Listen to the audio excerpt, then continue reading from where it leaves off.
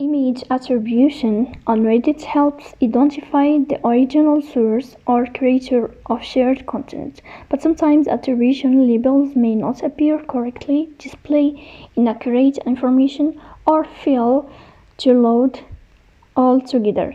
This can be confusing for both content creators and viewers. So let's go to see how to fix image attribution on Reddit. The first thing you have to do is to go to Reddit app.